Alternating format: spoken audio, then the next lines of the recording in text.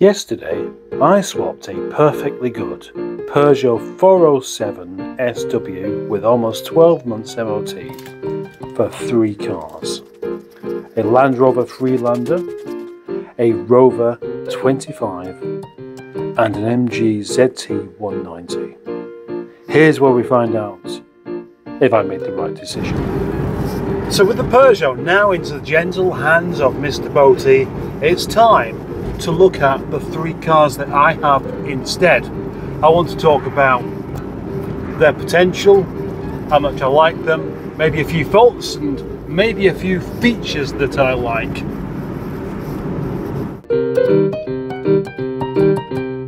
Starting with this car, a car affectionately known as Shison. This is the car that I am most surprised at Boaty letting go, because I know actually it means quite a lot to him. In fact, he said that his Shison is like my Nigel. Yes, it has quite a lot of sentimental attachment. So I shall endeavour to be respectful. And out of the 3 cars, this is the one I'm most looking forward to having a drive in. This Rover 25 is quite a nice model with its leather seats. It's got aircon, it's got a sunroof, and it's got the CVT gearbox, as well as the 1.6 litre engine, which makes this car just a bit more pokey than the 1.4. This has a little dedication to my old car, Eric, as well, because that's where the steering wheel came from. It didn't originally have a leather steering wheel, and it didn't originally have this ZR boot spoiler. Then again, neither did my Rover 25 Eric. It's just that I fitted them to it, and then it got a bit crashed. So the parts became available. But it is showing its age a little bit in places. Just a little bit there and there as well. Although I don't really think it's an MOT issue. This door, however, has gone just a bit on the crusty side. But not as badly as this wing. Shame, because there's not much I can do about that really besides replacing it. The boot's still nice and dry. I suspect it's going to need a service, but other than that, everything's solid under here. The only thing I've had to do so far is replace the battery, because the old one, well, it was wasn't it? And now we're taking out the Rover 25 CVT out, up the road. It drives fantastically, and I knew it would do. I was thinking out of the 3 cars, this is the one I'm probably going to enjoy like the most.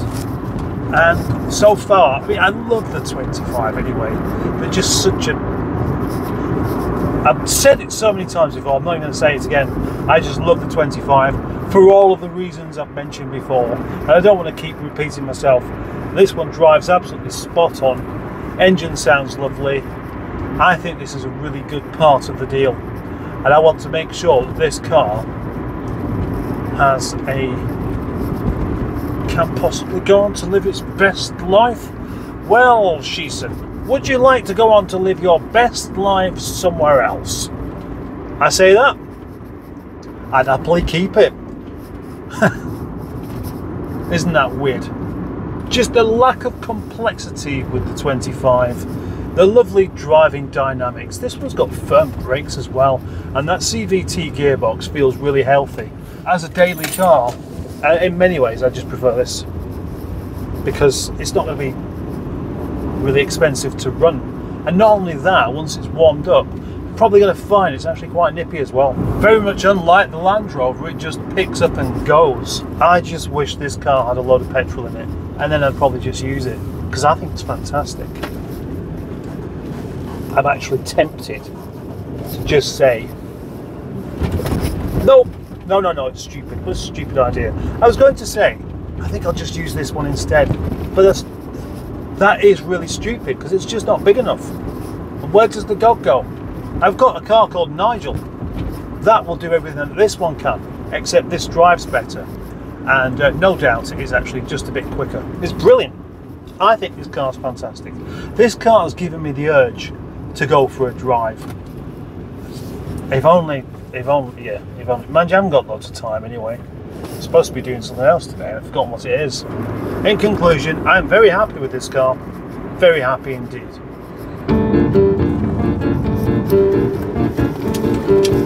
I do find the Freelander quite charming. Although it's a really non-car-like drive, it's rather agricultural, it's rough, it's wallowy, it's slow.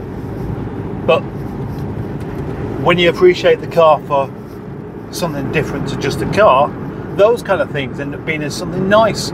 It's comfortable, it rides very well, but I certainly wouldn't want to chuck it around a corner because I don't really think it's made for that at all. The gearbox is a bit floppy. Not floppy, the gearbox, the changes are all okay, but they're just not slick. And just like everything else, I think that's perfectly forgivable on this car. If this is how the ZT felt, then I'd be, yeah, that's not how a ZT should feel. That's what it would be. I'd be like that. Do you know what you're like? Like that. This is why I always prefer the Freelander 1 to the Freelander 2, because although it's nowhere near as good a car, you weren't looking at all then, were you not? And you're going the wrong way. This is why I actually prefer the Freelander 1 to the Freelander 2. The fact that it doesn't feel like a car. It just feels rough and ready. And that makes it kind of special. Does that sound bizarre? Maybe it does. Maybe you don't care. I like it. Let's have a look around this Land Rover then, shall we? First of all, the condition is actually quite good. It's not covered in dents everywhere. It's silver. Though there's a dent there. I mean, it's not much of one. It's the kind of thing that only a really picky person would complain about. But it's not obviously rusty anywhere. Oh, hang on. We did actually forget about this. It sustained a little injury off of something a bit sharp there. And that's going to need dealing with, because otherwise that rust is going to cause a bigger issue. Nothing on the boot. I was expecting... Oh, yeah, you can just about make out a phone number on the back of there. Irrelevant. There's a big scratch on the door there. Let's have a look at the tyres. Yep, that's a good tyre. That's a good tyre. That's a good tyre. And yes, okay, tyres, not an issue. Headlamps are a bit faded, but I can deal with that. The interior is all quite nice, except a bit of sagging in the roof lining, but it's not dreadful. And just here are some genuine Land Rover roof bars. I always like these nets. These are kind of cool, although there's not much you can actually put in there without them just falling straight back out. Sunroof's going just a bit rusty, unfortunately, in the corners. The boot has already been used by dog, which means it's not quite as clean as it would be otherwise. That works. As well as the tyres being good, the wheels are quite good as well. I like the design of these. I think they're called Quims. My current plan is to use this as the new daily car, because it does all the things that I need. You can tow with it, you can put a dog in the back, you can drive it. And it's even got four-wheel drive, which is still connected. Although I don't think it's freeing itself up as it should do to become front-wheel drive the majority of the time. It is a diesel and it's got parking sensors, but do they work? No, doesn't matter. I think the Freelander interior is actually quite nice. I like its chunky feel everywhere. I like the fact it's got cup holders there and that you can take them out to clean them. Although, of course, it's still the wrong shape for a proper cup, isn't it? Visibility is really good as well. You can properly see over the bonnet and see the corners of the bonnet, meaning that you know where the front of the car is. And it's not been spoilt by silly light guards or all sorts of other bits like that other one has. Electric windows all round, some of them work. Hill descent control and heated seats. I'll check those out in a minute. Engine sounds quite smooth. Listen.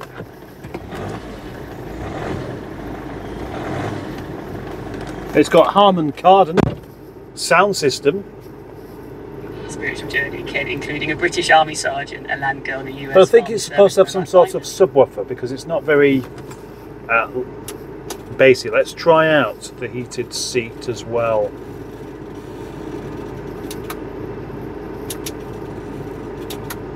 That's strange. I remember Brian Usner, the horror filmmaker who made Society, told me that his favourite film was the... Let's do that again. Let's turn the radio up. Fantasia, The Tales of Hoffmann. And after he told Mark me that, Kermode on the radio, and then and heated seat on. by how strange and how weird, and in some ways very, very creepy it was. And I also love the Scottish romance I Know Where I'm Going, not least because it... See if it works or not. Don't know why it's causing interference with the radio, but it is.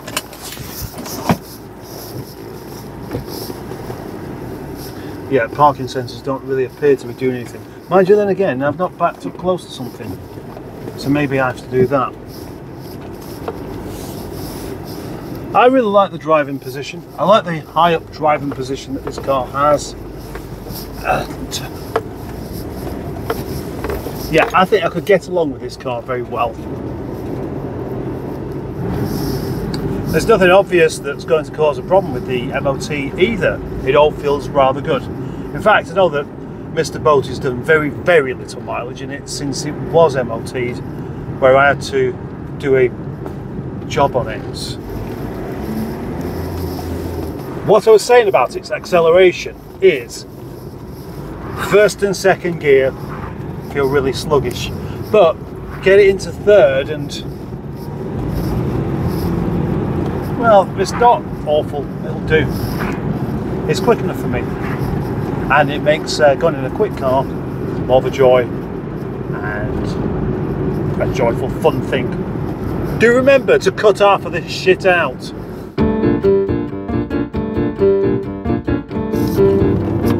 The MG ZT190, the car that I'm most expecting to be least excited by, but things can always surprise you, can't they? I'm no stranger to these cars at all. I know exactly what I'm dealing with here, and the MG ZT190 is a car that uses up loads and loads of fuel but doesn't give you much performance.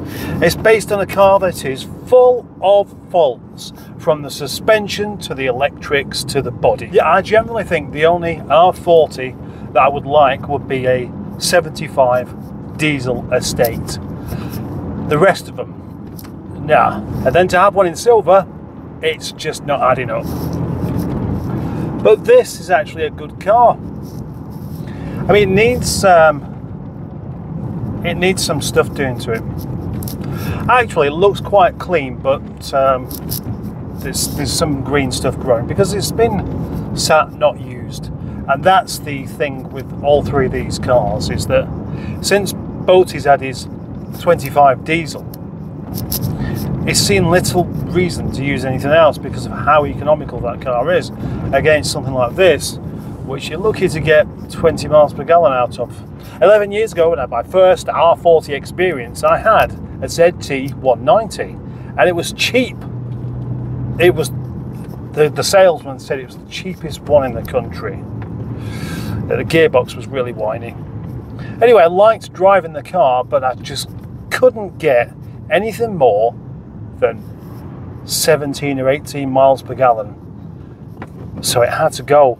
And since then, I've never really trusted that they could do that well on fuel.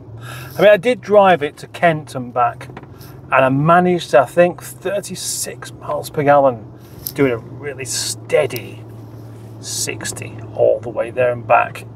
600 miles worth of doing 60 miles per hour just to try and save some fuel. One criticism with the ZT190 is its lack of torque. It's a lot more torque than what you get in the 2-litre automatic 75, but it's still not really enough to just give you that instant surge of power, say for overtaking, like you get in a diesel. With only 81,000 miles on this, and a somewhat pampered car, the engine is sounding tip-top. And it's got a stainless steel box on as well. Not only should it propel me up Blackstone Edge with a bit of oomph, but maybe I'll be able to do it all the way in 5th gear as well. The thing this car has way over the other two is sound. I mean, that just lovely V6 wobble. The KV6 is one of the nicest sounding V6 engines going, and with a stainless steel exhaust as well. It could be addictive. It could be the kind of thing you keep just for the sound of it.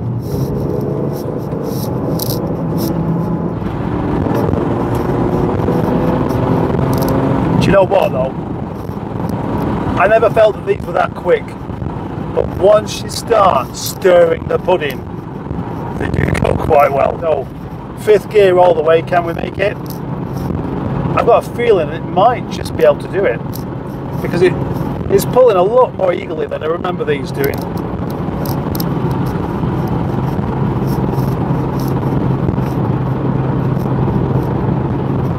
We've got a white van ahead of us.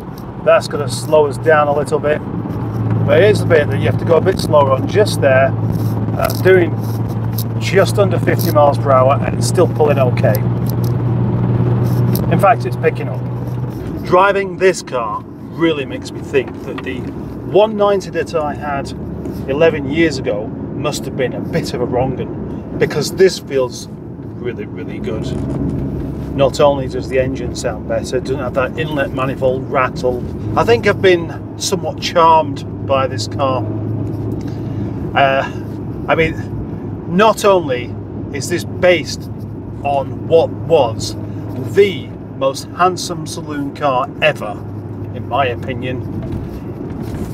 MG Rover made this really aggressive looking on the front as well. They managed to make it aggressive and playful and cute and beautiful and incredibly handsome. And what other car can do all of those things with just one face? I never used to like the boomerang spoiler, but now I kind of do.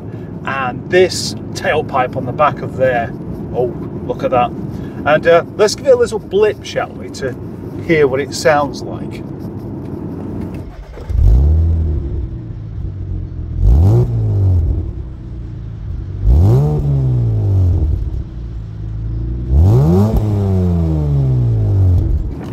I was never really a fan of the ZT interior, but I do like this one. Even though it's just grey, it's the blue inserts in the seats that really give it a little bit of something to look at, rather than just plain grey and black everywhere. I had my fun over the hills yesterday in this car, and for some reason my microphone stopped working halfway through, so you couldn't hear what I could hear. So I'm going to have to just do some of it again with the simple acceleration fun. Ready?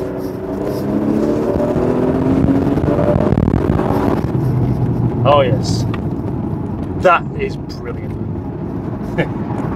You got to do that to make it feel quick, but you know, you don't want it to be going quickly all of the time anyway, because it's wasteful on fuel, and I've probably got very little fuel left now, but never mind. Oh, the brakes are really good as well. They should be. It's got bigger discs on this than what you have on all of the other Rover 75 ZTs, except for the V8, of course. Yeah, so they're good. And have a look, matching tyres all round. This is a good car. This is kind of a keeper. If only I could make this channel work in such a way where I could keep the cars that I wanted, rather than just having to sell them on to keep going. I can only dream. I'm almost about to present a dilemma here, but it shouldn't be like that, because it should be just clear cut. The Land Rover is the new family car, and the other two just go up for sale. But now I'm thinking that ZT is just so much nicer to drive than I remember. Maybe the one that I used to have wasn't that good. We know that once the suspension's worn on them, they suffer. They don't drive the way they should do unless everything's tip-top. And that one, suspension-wise, feels tip-top. That makes it a tempting proposition. Just like the offer of a free tattoo of the Eiffel Tower on your forehead when you're drunk. Tempting, but also incredibly stupid. and it's just not going to happen. Which one do I enjoy driving the most? Well, the ZT. The ZT is so much nicer for going over the tops. But I don't go over the tops all the time. What I do is I go to work and back, and that means that 25 is the best one. But that's not practical either. And so I'm still back to the same situation, which I'm not really trying to wriggle myself out of, and that is that the Land Rover is the one for me to keep. But what of the other two? What should I do with them? The MOT on the ZT is short. On the Land Rover, it's even shorter still. On the 25, there's just over 2 months left. I could get the MOT done on the ZT and then just flog it on as it is without really doing any work. Or I could just offer it up as a trade, a swap. In fact, that's what I've been after doing, another swap. It's obvious that I've got the better deal here. 3 cars for the price of 1. Though that is 1 car with almost a full MOT that can just be enjoyed and driven. Well, besides needing tyres in the front because they're close to being illegal. These 3 cars are all good cars, but they all need just a bit of something. Just a bit. And in actual fact, being as I really enjoyed driving that ZT so much, I was going to use it this afternoon. But I can't because the rear seat belts aren't working. I've already got an idea in mind for the ZT and the 25, but I'm not going to tell you just yet because that's a different video. Are we ready? Thank you to all of my subscribers for watching. Thank you for watching this video all the way to the end. Thank you for liking it. Thank you for being a channel member. Thank you for not pressing the unlike button. And a special big thank you to my lanky friend called Boaty for doing this deal. That was his idea, by the way. Bye-bye.